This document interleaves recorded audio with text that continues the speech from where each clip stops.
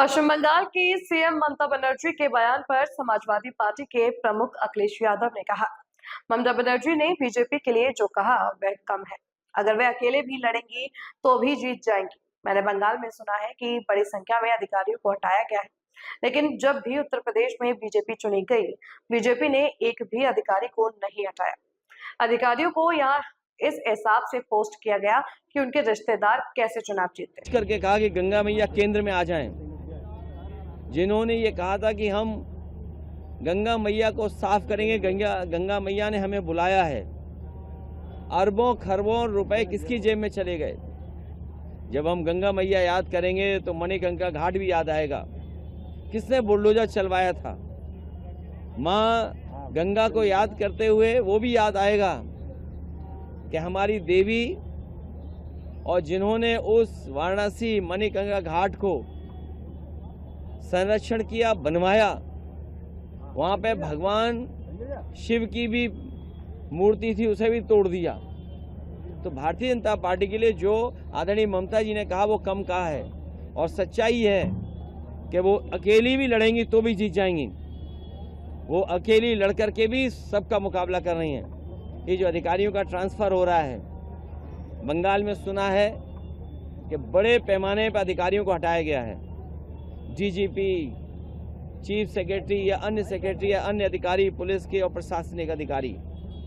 लेकिन उत्तर प्रदेश में जब जब बीजेपी के समय पर चुनाव हुआ है, बीजेपी ने एक भी अधिकारी नहीं हटाया, और अधिकारियों ने चुनाव आयोग से मिलकर के बीजेपी के लोगों ने ऐसे अधिकारी सेट किए थे कि एक रिश्तेदारी आसपास बना रहे, रिश्तेदार के माध्यम से ही हम चुनाव जीत लें। तो एक तरफ जहां बंगाल में तमाम अधिकारियों को हटाया गया, वहीं उत्तर प्रदेश में हम लोगों ने देखा था कहीं किसी अधिकारी को नहीं हटाया गया।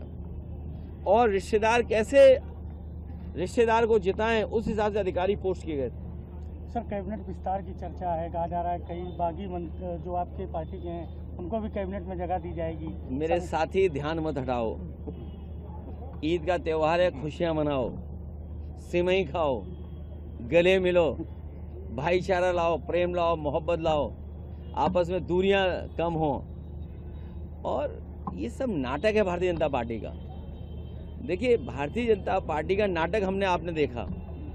पूजनीय शंकराचार्य जी लखनऊ आए थे और तमाम लोगों ने ये कहा था, भारतीय जनता पार्टी के लोगों ने, कि हम उनके लेट जाएंगे, उनके सामने सष्टांग होकर के उनका सम्मान करेंगे। पूजनीय शंकराचार्य जी आए लखनऊ में, बताओ वो लोग कहाँ गायब हो गए, कहाँ अदृश्य हो गए, कहाँ इनविजिबल हो गए। और फिर बहुत सारे लोगों का मन था कि आपस में बैठ करके बाटी चोखा खा लें। इस राजधानी में दोबारा बाटी चोखा की दावत नहीं हो पाई।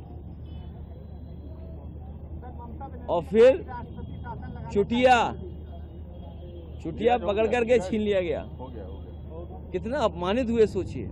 हमारे बटुक लोगों के पैर छू करके उन्हें दक्षिणा दी गई थी। दक्षिणा नहीं दी गई थी, मैं गलती से बोल गया, दक्षिणा नहीं दी गई उन्हें।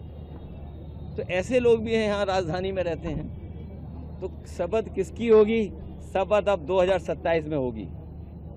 बड़ी शपथ होने जा रही है। समाजवादी लोग इनको पीडीए के साथ लेकर के इन्हें हटाने जा रहे हैं। चाहे ये विस्तार करें, चाहे सिकुड़ जाएं, इनका